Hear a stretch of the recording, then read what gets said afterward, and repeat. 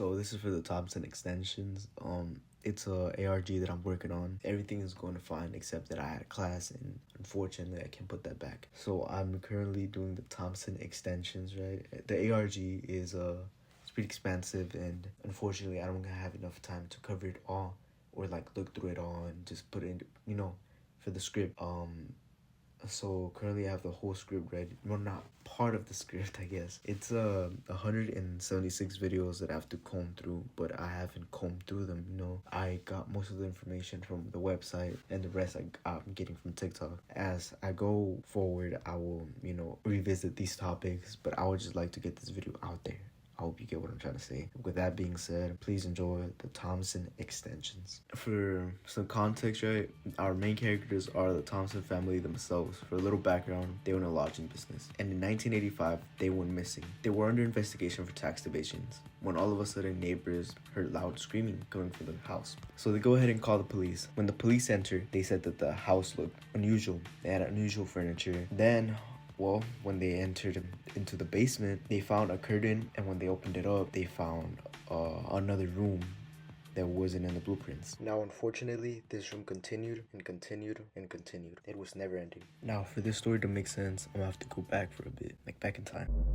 1983. TikTok says it's 1978. Emily Lane is a babysitter for the Thompsons. Now, what I'm going to say is fucked up in many ways. So, they bring her into the extensions and, she was babysitting the kids. So what do the kids decide to do? Well, fuck it, let's play hide and seek. So she covers her eyes and she begins to count. And she continues counting and counting. Eventually, the Thompsons entered back to their house and they found her unresponsive. So they go ahead and call the police. To this day, she's still counting. Up until July 7th of 2023, when she stopped counting. She said, "Ready or not, here I come." And she just disappeared. She's considered highly dangerous. So now it is stated that she had gone over like severe trauma or stress, which makes you question, what exactly did she see and why were the kids not affected by it? Now I'm gonna show you guys some pictures of her, just so y'all could see this is how she looked like, and this is her and the camera footage.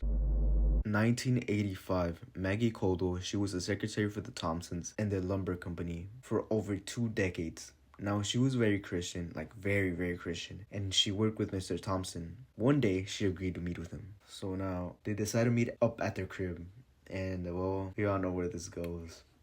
She was led to the extensions in an area called the Boudier. He had stated that his family had went away, and they were the only ones there. This is how the place looked like. Later on that year, the Thompson family had gone missing, and Maggie's health began to wane. But basic words, what happened was that after she left, this all for some reason began to weigh on her psyche. She developed a skin condition. This skin condition was called melanotic exudative syndrome. I butchered that shit, my bad. And Maggie's mental health worsened too. She felt like she needed to cleanse herself. So one day, she broke into a man's laundry business and took his secret recipe for a good cleanse of clothes. And she entered a washing machine and unfortunately she died. The owner of this establishment was called Arthur Mew.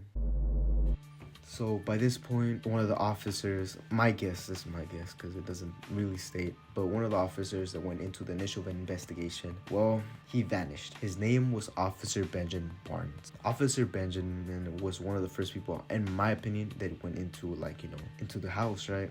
He spent hours in that extension. The next day, he took a sick leave, saying that he felt unwell. 3 days later, his family went missing, and so did he. So the police decided, let's go ask his mom.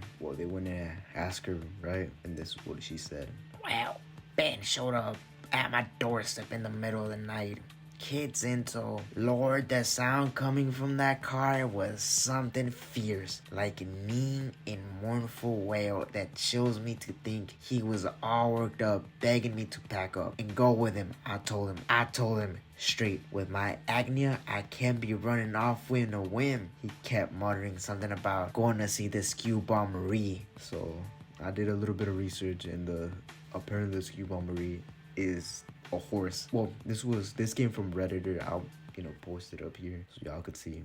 Okay, so for a little context, I went scrolling through the TikTok one day. Not one day, it was like fucking most of the days. And when I was scrolling through it, I found this part I kind of think you guys might like. We take some insight from explorer that came to the United States. His name was Rudolph Blake, and this is his chronicles. Okay, now I'm going off memory because I butchered up the script so badly.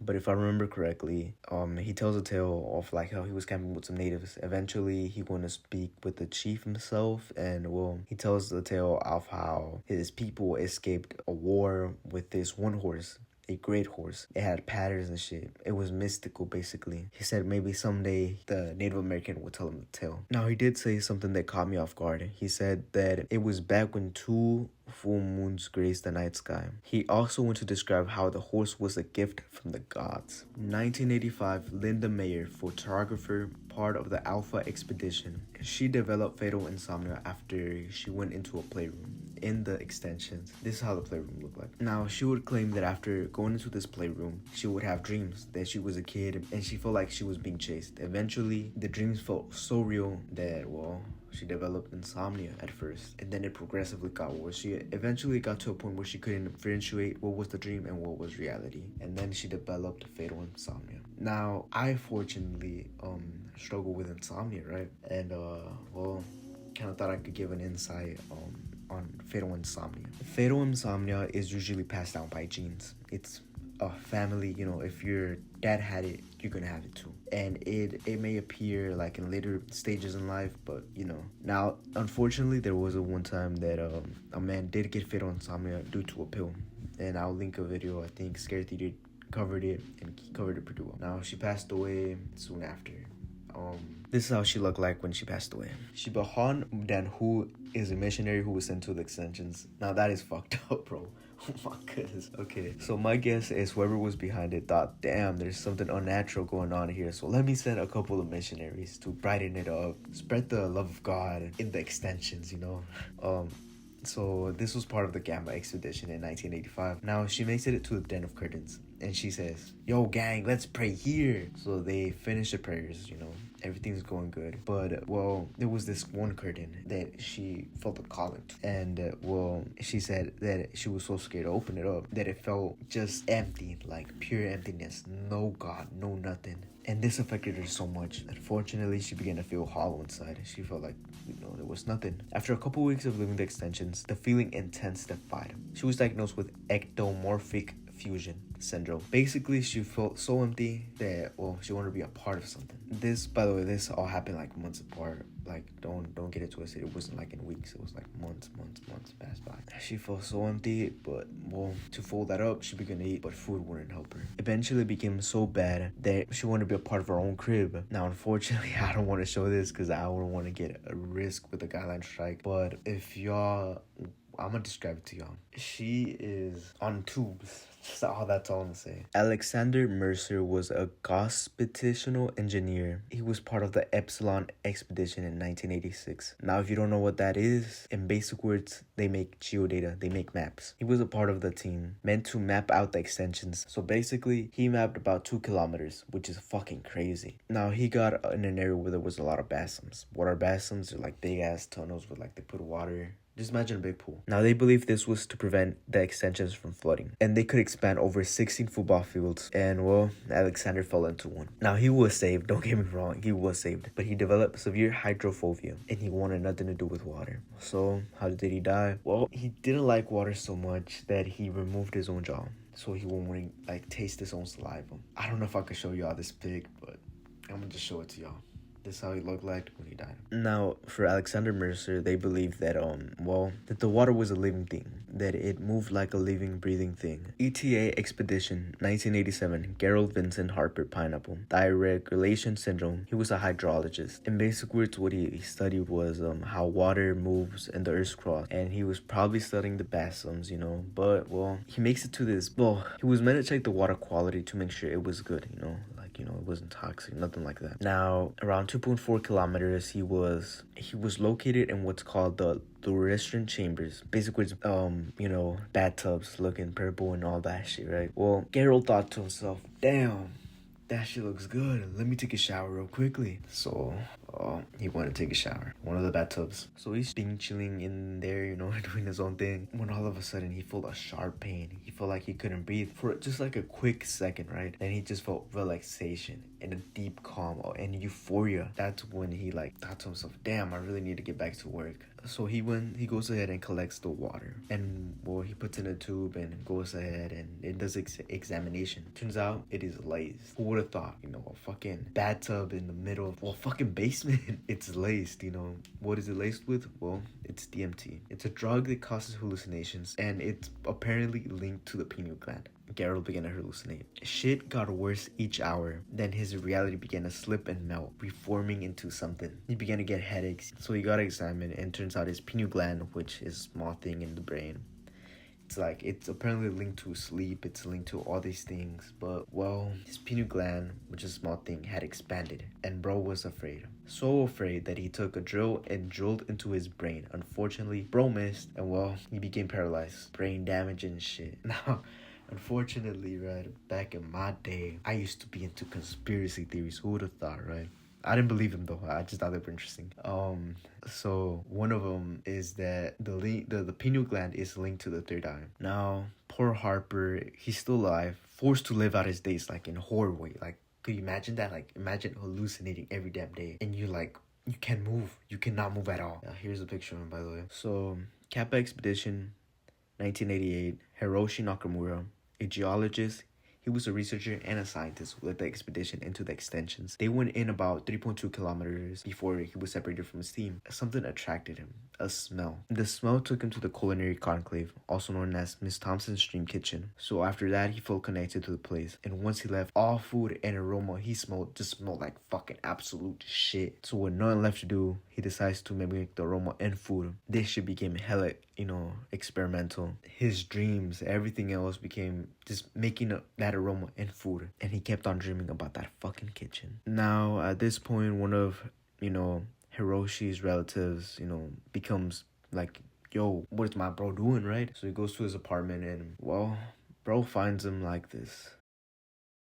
With the smile and his body looked worse, There was a bowl in front of him, by the way, and it was empty, but it was made out of his own body parts. He managed to replicate the scent and, all that. Now, unfortunately, this isn't what killed him. He died, years later. I don't know what the fuck killed him. I think he probably killed himself trying to replicate it again. But yeah, now let's go on to the next one. Harold, 1989, Class 4B, Oregon primary school days before the Hollow Crest incident. You may be thinking, what is the Hollow Crest incident? Well, we're getting into it. So, that morning of the incident, the bus carried students back to the school after a trip when, bam, a sinkhole. So, the sinkhole was caused by a guy named Harold Johnson. He caused the death of everyone in that bus, including his daughter, by the way. Daughter name was named Isabel. Well, by the way, the sinkhole was so big, it was 200 feet deep. That it's fucking crazy way. So, how did this obsession begin? Well, one day in the basement, he heard a keening, so he goes down to see. And in his shock, he sees Miss Thompson. Just imagine going to your basement and you see like this frail lady. By the way, she looks frail. I would have swung where I would have been like, oh shit, boom, fuck out my crib. Okay, my bad. I'm getting too sidetracked. So, after that, he says, oh my goodness, Miss Thompson, you good? Let me go aid you real quickly. So he goes back and he gets something. But by the time he comes back to the basement, that bitch is gone. My goodness, I would have been fucking freaked out. Because it's a basement. How the fuck is she gonna escape, Now, he was diagnosed with prisoner exterior telerecognition disorder, which means, in basic words, he perceives spaces that don't exist. And in this case, that space does exist. It's the fucking extensions, basically. They did exist, but people didn't know that. He went to prison for what he did. And, well, unfortunately, for some God knows what reason, he somehow had a camera with him. And he took a picture of Miss Thompson. Here she is, how she looks like. So, for the next part, I just want to say it was a collaboration with a guy named Freddie Mercer and the Thompson extensions. Lambda Expedition, 1999. Freddie Mercer, a man of science and of art. He found tried to find a melody. This melody that he tried to recreate or find was called the Elysian Echo, a melody that could transform reality itself, but he died before he could do it, before he could finish it. How did he die? Well, he made himself a fucking instrument, by the way. Now, the shit that you've been hearing in the background from the other one and then this one is actually the recording of that. know. But this man's actions had a profound effect on two sisters, Lucy and Lulu Van Horn. They ran an antique shop, and it was like their specialty since 1950s. Now, Lucy, for some reason, had read encrypted notes in the pages of old books that she sold in the store. And Lou does the same thing, but she does it differently. She hides it in the fucking furniture. Here are some of the things that people found: clothing, nail clippings, and some wisdom teeth. She claims that these things are treasures passed on by other people. So now this is a quick theory before I continue on. I feel like these things are grabbing, like, somehow, like, they go into the extensions like, hey, take that, let's go sell them. And you're gonna understand why in a bit. They're the same things that are found in the crib of the Thompsons, you know. They look exactly the same. So either the Thompsons bought it from them, or they also got them from the extensions. The store is called The Lost Epoch. And, well, when it closes in the night, you can hear a symphony. It sounds like echoes from the abyss from Freddy. Apparently, they say that it has cryptic messages of their long dead brother in the song. It's kind of freaky. Now, when the Thompsons were on the run for tax evasion and shit, they found a lot of stuff from the store in the crib, but the cops took it. But somehow the old lady managed, the old fucking ladies managed to take the shit back. Some of the stuff, at least, not all of them. They managed to take a painting, and the painting had developed fungus. It took over it and made a black void. This is like a little side story, but one of the customers bought a book, and in one of the pages says, "I see you." Here's a pic of that. Hope y'all get to sleep tonight. 1991, Dr. Leela and Daniel Matthewson, part of the MU expedition. They were part of the ASFA survey team. They were in a park called the Helical Descent System. Basically, it's like a big ass tunnel, and it's used for transportation. It's like where kids play, basically, like a slip and slide. So this all began when they tried to descend into the depths of the slides. So they put a rope that measured 5 kilometers. Damn, that's big. Unfortunately, he the guy in the relationship began to descend in it. And they once he began to descend, like, you know, and he went all the way down and he couldn't reach the bottom, but it was all dark in there. And well, he began to have a certain feeling like if he was reaching for something that he wasn't supposed to reach. So what ends up happening is, well, you know how like they all had like syndromes or you know, stigmas to them. Unfortunately, what he gets, it's age regression. Now, although Leela did not enter, she for sure as shit was affected by it. Like, damn.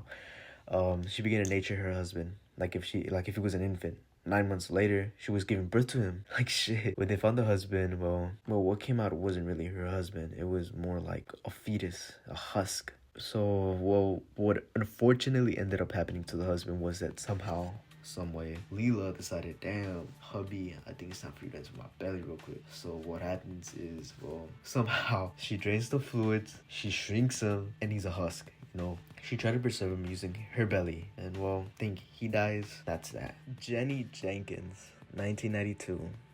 Now, low-key, damn, Jenny, you look hella bad. But going on with the story, Jenny and her partner were lured into the Thompson extension by Tells. Like, basically, there was like a lot of shit going on that, well, they got misled, basically. And unfortunately, they had to pay the price for it. So what happened? They were led to the arithmetic phenomenon at a 1.8 TDK, which basically just kilometers, just so y'all know. So you may be thinking, how does this place look like? This is how it looked like, by the way. There's like a picture right there. Y'all could see. Now, it's stated that the statues attract people, but it works from those who are in love, basically. Now, fortunately, one of them did attract Jenny. She developed what's called exodes pursuit syndrome that makes her body turn inside out. Now, fortunately, it can be said that her dad is taking care of her. She managed to survive, which is good. Although bad, because now she looks horrible. Dr. Eleanor Slick Sinclair, 1994, Omicron expedition. She was a biophysicist. She was interested in the extensions because, well, she was curious. And, well, curiosity killed the cat. So let's get started with this. In 3.7 kilometers, you will find the home school. Now, Sarah and Betty Thompson. They would attend the school of origin till they disappeared. Now, when she got there, her demeanor changed, and she began to have intrusive thoughts that felt so powerful that she felt like she had to complete her assignment. This led her to going home, where it intensified even more. So she went to a psychic ward and had herself evaluated, and she had intrusive cognitive echo, also known as ICE. She felt like, damn, I can't be home because this feeling just gets bad. So she became homeless. Fortunately, the streets became her home, and it got worse. So fuck it, we're living in the forest now. And that's when, like that, she had a thought to herself. 2 years from then, by the way, like well, no, she was there for a bit, and then like it became, she built a lab in there, and she began to try to complete that assignment. 2 years from the incident, a small fire started. They found her in her makeshift home, and there was a lab. She managed to complete her assignment, and well, in basic words, it was to eliminate carbon elements from someone's body. And with that, she sent a letter to her parents saying the assignment had been completed. Send this to the homeschool. And with that, people say that her parents sent it to the depths, but I think not. I'll explain why later, but just so you know, what happened to her body was she managed to turn herself into a crystal. Now, as y'all could see, people go missing, people die, and well, I feel like the author would add more people in later dates. So now let's get into the disappearance of the mayors. This takes place at least like during the events of that and during the events of this. I'll explain some stuff that I remember right now, cause like before I forget. So as y'all could see, it's sort of my script, at least for right now, it's incomplete because I was supposed to add even more to this. Unfortunately, life got in the way, and I don't think. Well, I made a promise to y'all that I was gonna upload it, but in my opinion, this is like an inferior product. It's awful, in my opinion. So it's like before I go into there, what I do remember is that there were events also outside the extensions, and I'll cover them on a later video. Unfortunately, I know I suck ass at explaining it, and I apologize. I will get better at it. Just give me time. But yeah, I'll try my best to get even more evidence on this, I guess. So basically, this is something that happened, and I do remember it happening around 1994. They decided to seal it off because, well, it's an awful place, and the mayor sealed it off, and that was that. But as the story continues, you will later see that people do manage to find a way inside, and well, people do suffer from it. Unfortunately, we don't really get to know what happens to the Thompsons. Well, at least not in this part. I'll continue it on. I'll try my best to continue it on, at least. So, okay. So this is some mayor drama. So after the extensions were found, the mayor decides to go in with a group of people, and well, he ends up dying. Like, no shit. But after that, there's another mayor that replaces him. Her name was Mayor Green. Although her rise to power is like a bit, people don't know how she came to power, but she came to power. So then she decides, you know what, I'm gonna scrub everything clean. Everything. Nobody will know what happened to Croft. Nobody will know what happened with the extensions. And this is where like our story truly begins. This is like an archive of what actually happened in the extensions. And we go along the journey of finding out what happened. So after that, she issued a public safety concern, and basically everything was hush-hush about the Thompson extensions and about Croft himself. She dismissed everything as urban legend and child's play. And by the way, how she came to power is a bit weird. So from 1985 to 1994, people found out she was taking money and funds to fund the expedition into the extensions. And 1994, she decides, damn, you know what? I'm going to seal this shit off before anyone else falls victim to this. People reported that there were rituals going on to seal the extensions and that there are many unanswered questions. Now, Miss Regina Green is very charismatic, skilled in behavior and manipulative tactics. So, alright, so let's go back to Croft. Now, Croft was the previous mayor and is considered to be more or less the same, but beneath the surface, this man was corrupted. Personal misconduct, though none had been proven, so, take that with a grain of salt. So this is how he died. He went into the Thompson extensions, and well, he went in a group, and everybody took pictures and shit, like he was shaking hands and everything. After he came out, bulge began to grow. It was like a tumor. In later entries in the diary, he said it was a manifestation of his own corruption. This tumor was another person, an identical twin. And well, by the time, the basic words, what ended up happening was after he entered the extensions, the twin just began to grow a lot bigger, and so he went and visited someone to try to remove it. They figured out it was a twin. They tried to cut it out. Unfortunately, he died. After he died, it stated that he went into an emergency state, and all records from the extension disappeared. And with that, someone ended up coming and rising to power. That was Regina Green. Now, just so y'all know, they managed to surgically remove the twin from him, and somehow the twin was alive. Shortly after the twin disappeared. This is a picture of him. So this is the ending part of the video. This is where I cover up some, theories, and these are my theories and perspectives on this. While it is fucked up of everything that happened and leading up to the extensions, it is an amazing energy. I'm not gonna lie to y'all. My personal theory is that So I haven't really gotten too deep into it right now, because there is like eventually the author gets good enough and he begins to, instead of instead of you scrolling and reading, it's like you get to hear the people. So my theories is that clearly there's something going on with Mr. Thompson, because not only is he not that affected by it. And then later theories, by the way, later things, I know there was I don't remember where exactly, I don't know if I even put it in here, but I'll make sure to cover it for the next video if I do a next video. There was a painting that Miss Thompson did, and if you were to remove it, she had it was like her nerves. Like her nerves were behind like the paper, the canvas thing. And then later parts they do state that they do see Miss Thompson sometimes, and when they see her, she's like walking like a crippled and she looks very old.